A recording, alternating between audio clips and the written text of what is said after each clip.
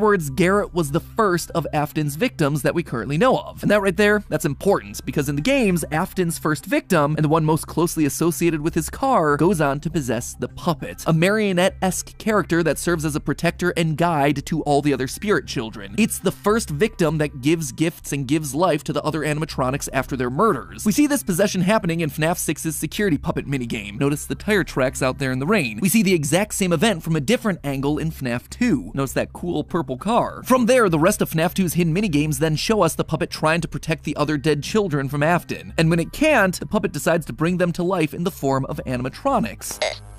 A, B, E, D, H, E, M. The robotic voice here is spelling out "save them." Does it sound familiar? It should. That same robotic voice appears at the very end of the movie's credits. C, O, M, E, F, I, N, E, M.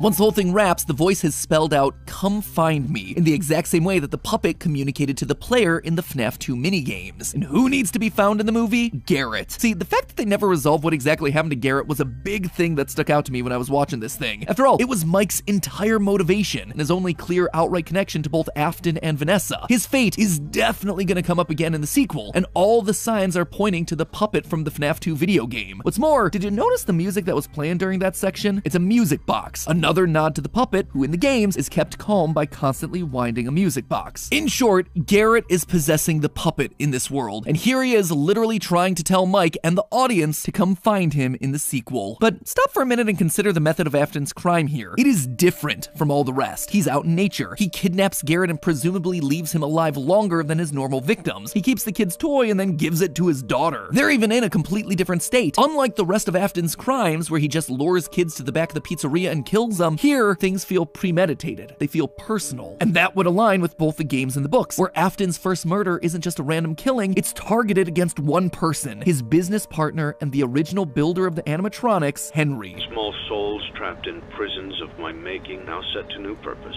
A wound first inflicted on me, but then one that I let bleed out to cause all of this. In fact, in the novel trilogy, Afton does the exact same thing that he does in the movie. He kidnaps Henry's daughter, Charlie, before ultimately killing her. Basically, all signs point to Garrett not just being a random victim, but rather to him being the son of Afton's partner and rival, Henry, the man who helped Afton build all of the animatronics. See, as I was piecing together the details from the movie, I started to notice something. The Afton and Schmidt families from the movie seem awfully close to the family structures from the games, except in reverse. You see, in the game series, we know that Afton has himself 3 children, Michael, Crying Child, and Elizabeth. The oldest son, Michael, plays a prank as a kid which gets his younger brother killed in the iconic Bite of 1983. From there on, Mike becomes obsessed with atoning for his mistake, eventually becoming a security guard and releasing the spirit of his brother into the afterlife. Then there's Elizabeth, who eventually gets trapped and dies inside a baby, a suit that is increasingly looking to be a spring-lock animatronic. Now let's check out the Schmidt family over in the movie. You have, again, a family of 3, 2 boys and a girl. Mike, the older brother, is a security guard who's obsessed with atoning for the time that he got his younger brother Garrett kidnapped and killed. Then there's Abby, who's nearly trapped and killed inside the Ella suit, a spring-lock animatronic. They literally match 1 for 1. Meanwhile, Afton in the movie seems to have himself only 1 daughter, Vanessa, just like Henry had himself 1 daughter, Charlie, in the games. So if they've switched dynamics, that could make Mike's dad here the representative of Henry Emily from the games. Our mom died a little while back, and Dad, he couldn't handle it, so...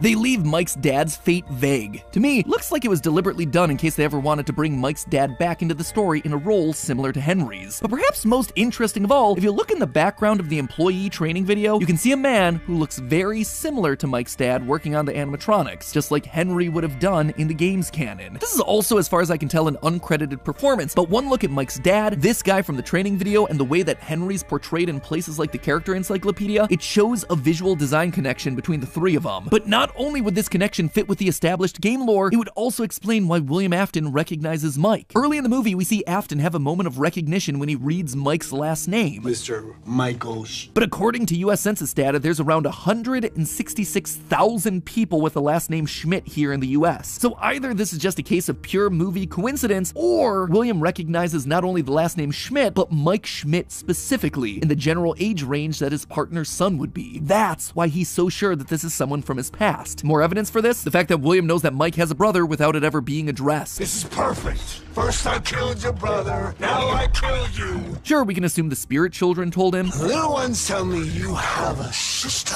Or maybe Vanessa, but that's a bit less satisfying than him just knowing and taking out his vendetta against every member of the Schmidt family. And for those of you saying that Henry's last name is Emily, it might be, but that's never actually been officially confirmed. We've always thought it was a bit bizarre to have as a last name, and let's be honest, it could just as easily be Charlie's middle name, Charlotte Emily Schmidt. But last, let's talk about William. You'll notice that I just pulled the line that indicates that the spirits talk to William throughout this movie, which is a very important detail. In fact, if you notice, they really gave Afton a lot of explicit control over what the spirits are doing here. See, while he seems to understand what was happening in the games, it never seemed like he could outright control the animatronics. In the books, it's a little bit different. He eventually is able to control the animatronics, but not until the last novel of the trilogy. Here, though, he seems to understand all of it from the get-go. They tell him about Abby. He understands the importance of the pictures on the wall. What have you done? And as the spring locks in his suit are going off and he's dying, what does he do? He basically looks directly in the camera, says his catchphrase, I always come back. and puts on the Springtrap helmet. Why? What sense would that make? Well, it's a pretty clear indication that this Afton explicitly knows how possession works, and it involves being completely put inside of the suit like this. Putting on that helmet is basically Afton accepting his fate, knowing that he'll be back, able to possess the suit and survive. So right here we have ourselves a smarter Afton who is years further in his understanding of the spiritual world than either the Afton in the games or the books, which leads me to this, an animatronic buried in the parts and service room of the pizzeria. One that you can't see in the movie, but you can see in the behind-the-scenes footage from Dawko during his tour of the movie set. An animatronic with rounded human skull, silver eyes, and human teeth. While this could just be background set dressing, I don't think that's the case. If this is truly an Afton who understands the power of agony in granting eternal life, if this is an Afton who has gone so far as to build a Freddy torture chair for extracting remnant from his victims, I'm thinking his experiments with building passable robotic humans has already begun. This isn't just me playing the Robot Gregory game again, it is the only explanation for the parts and services room to have an animatronic with human teeth and realistic human head proportions and eyes, and above it hanging from the top of the shop, a robotic hand with 5 fully articulating fingers and human proportions. No other animatronic in this series fits this sort of description. Does this mean he's already built a humanoid, or is this just an early phase of his experiments? It's unclear, but it does give a bit more credit to Vanessa's bloodless stab wound at the end of the movie being more than just an excuse to get itself a PG-13 rating. My real guess, though, is that there's a robot Garrett walking around, and that he'll be the reveal at the end of the movie, just like Charlie the puppet is revealed to be a robot at the end of the 4th closet. A world-shattering revelation for Mike as he comes to terms with the nature of his brother and his father's weird creations, before the final movie where he's tasked with having to burn it all down. Honestly, the pieces are in place for us. Or not. All the next movie has to do is drop a Markiplier cameo and then show me a clip of Mangle and I'm in. But hey, one last reminder to check out our incredible officially licensed FNAF merch. Grab them while they are remaining.